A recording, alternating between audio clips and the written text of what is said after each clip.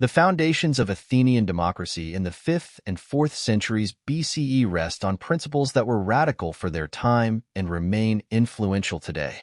At its core was the ecclesia, or assembly, a body open to all male citizens over the age of 18, where decisions were made by majority vote. This assembly met regularly, sometimes as often as 40 times a year, to deliberate on critical matters such as war, diplomacy, and lawmaking. What set Athens apart was its commitment to isagoria, the equal right of citizens to speak and propose motions. This ensured that every voice, regardless of wealth or social standing, had the opportunity to shape policy, though the system inherently excluded women, slaves, and foreigners, limiting participation to a specific subset of the population. Supporting the assembly was the Bull, or Council of 500, which prepared the agenda for discussion and managed the administrative functions of the city.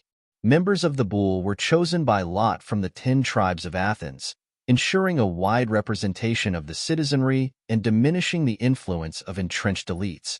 Most public offices, in fact, were assigned through lotteries, a practice designed to prevent the concentration of power and to reinforce the idea that governance was a shared civic duty.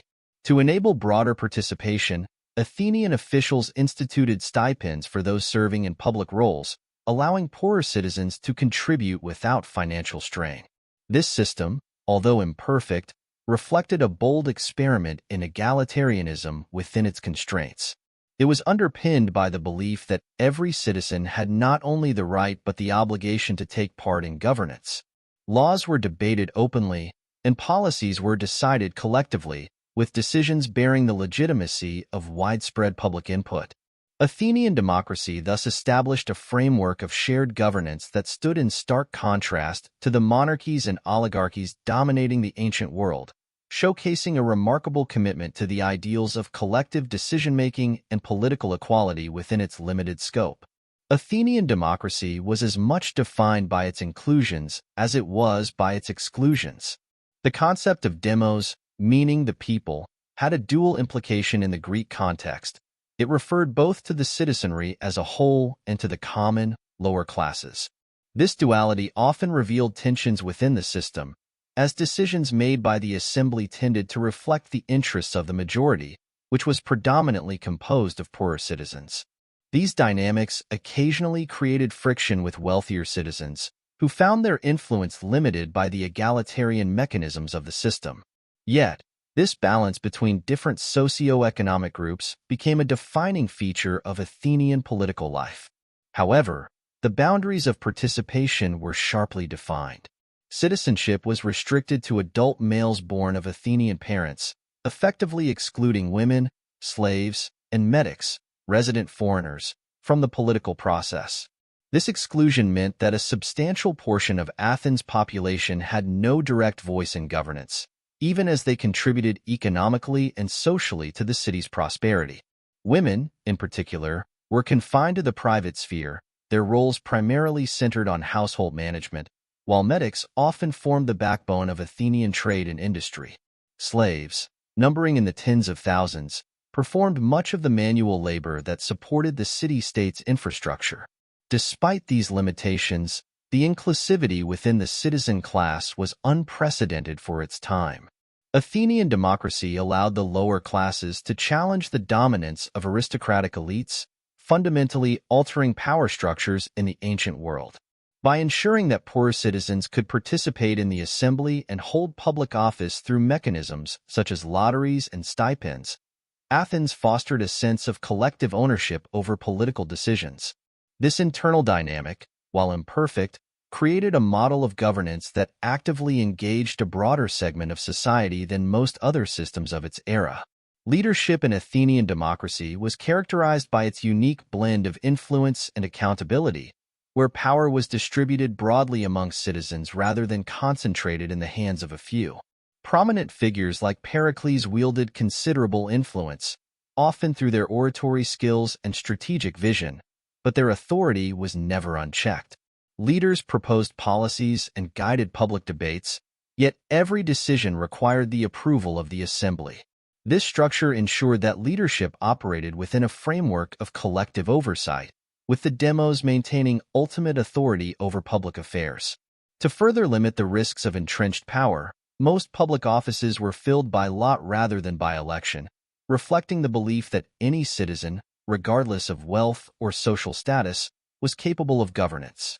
Key positions, such as those in the bull or as jurors in the popular courts, were accessible to ordinary citizens, reinforcing a culture of civic engagement. Even military generals, strategoi, some of whom were elected due to the expertise required, operated under the scrutiny of the assembly, which could hold them accountable for failures or abuses of power. Leaders who overstepped their bounds could face legal repercussions, including exile through the process of ostracism. This emphasis on accountability was not without its challenges. The system's reliance on the active participation of citizens often led to volatile decision-making, especially when charismatic leaders swayed public opinion. Yet, the inherent checks and balances embedded in Athenian democracy allowed for a dynamic interplay between leadership and the collective will. Leadership was not a permanent status but a role to be fulfilled temporarily, serving as a reminder that the power of governance ultimately rested with the people, ensuring that leaders remained servants of the state rather than its masters. Athenian democracy, for all its innovation, was not without its critics, both ancient and modern. Philosophers like Plato and Aristotle expressed deep reservations about the system's reliance on the masses. Plato famously regarded democracy as a breeding ground for chaos, where unqualified individuals held sway over matters requiring expertise. In his view, the susceptibility of the assembly to emotional rhetoric and manipulation posed a constant risk of poor decision-making. Aristotle, while more pragmatic, categorized democracy as rule by the poor and warned of its potential to devolve into a tyranny of the majority, where the interests of the wealthier classes were disregarded entirely. Another challenge was the influence of charismatic leaders or demagogues, who could exploit the passions of the demos for personal or factional gain. Figures like Cleon exemplified this dynamic, using fiery rhetoric to push policies that often prioritized immediate popular approval over long-term stability. The assembly's openness, while a hallmark of its democratic nature, made it vulnerable to such manipulation. This fragility was particularly evident in decisions related to war, where populist leaders could stoke nationalistic fervor to disastrous ends, as seen in Athens' ill-fated Sicilian expedition during the Peloponnesian War. Additionally, the reliance on direct participation brought its own set of limitations. The expectation that every citizen actively engage in governance often resulted in inconsistent attendance and a lack of specialized knowledge.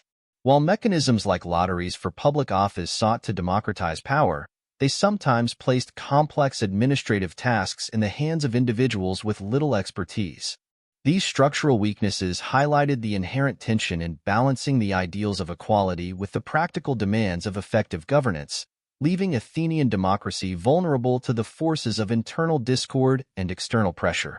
The cultural and intellectual contributions of Athenian democracy extended far beyond its political structures, shaping the very way societies have conceptualized governance and civic responsibility. Central to this legacy was the idea of politics as a public and participatory activity, distinct from familial or autocratic rule. The Athenians redefined politics not as the domain of elites, but as a collective endeavor requiring active engagement from all eligible citizens. This approach established a precedent for the notion that governance should be grounded in dialogue, debate, and shared decision-making. Athens became a fertile ground for philosophical inquiry into the nature of justice, power, and the state. Thinkers like Socrates, Plato, and Aristotle, while often critical of democracy, were products of and contributors to the vibrant intellectual life made possible by its open society. Their works interrogated the strengths and weaknesses of democratic principles, influencing political thought for millennia. Additionally, the democratic context fostered an environment where art, drama, and literature flourished. Tragedies and comedies performed in the theater often explored themes of power, morality, and civic duty, serving as a reflective mirror for the democratic polis. The Athenian model left an indelible mark on later political theory, particularly during the Enlightenment, when figures like Montesquieu and Rousseau drew upon its principles to advocate for representative government and popular sovereignty. The concept of democracy as an ideal, even with its limitations in practice, resonated through subsequent centuries, inspiring revolutions and reform movements. Athens' intellectual contributions, entwined with its political innovations, remain a cornerstone in the global discourse on governance and the enduring quest for political equality. Modern democracies, often hailed as the evolution of ancient principles, differ fundamentally from the direct participatory model of Athens. Contemporary systems rely on representative frameworks, where citizens delegate decision-making to elected officials, contrasting sharply with the Athenian ethos of direct governance. Elections, the hallmark of modern democracies, were notably absent in Athens for most public offices, as the city-state favored selection by lot to ensure broader inclusivity and to minimize the risks of entrenched elites. This distinction underscores a shift from collective responsibility to professionalized politics. The role of participation also reveals a stark divergence. Athenian democracy demanded active and frequent involvement from its citizens, who were expected to attend the assembly, serve in juries, and take up administrative roles. Modern democracies, in contrast, often see participation limited to periodic voting, with civic engagement beyond this point often relegated to activist or interest groups. Moses Finley critiques this passive role of the modern electorate, emphasizing how Athens encouraged a sense of ownership over governance, an element frequently absent in the bureaucratic machinery of contemporary systems. Furthermore, the scale and inclusivity of modern democracies present challenges Athens did not face. While Athens excluded women, slaves, and foreigners, its citizen population was small enough to allow for meaningful direct engagement. Modern states, with their vast and diverse populations, rely on representative structures out of necessity. Yet, Finley's analysis raises questions about whether contemporary democracies might reclaim aspects of Athenian engagement, finding ways to encourage more active participation and accountability, even within their representative frameworks. These comparisons invite reflection on the evolution of democracy and the potential lessons modern societies can draw from their ancient predecessor. The legacy of Athenian democracy is one of both inspiration and caution. Its framework of direct citizen participation in decision-making set a precedent that continues to influence modern governance. The idea that power should rest with the people, rather than an elite minority, was revolutionary in its time and laid the foundation for political systems that value public accountability.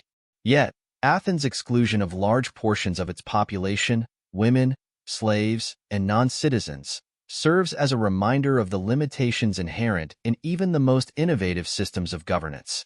Athenian democracy, in its successes and failures, offers a rich source of reflection for rethinking the principles and practices that define democratic governance in the present and future.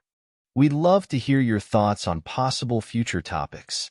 What areas of human evolution would you like to explore next? Leave your suggestions in the comments, and let's keep the conversation going.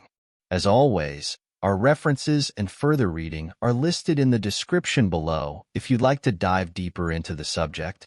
Thanks for watching, and we'll see you in the next episode. And do not forget, subscribe to The Knowledge,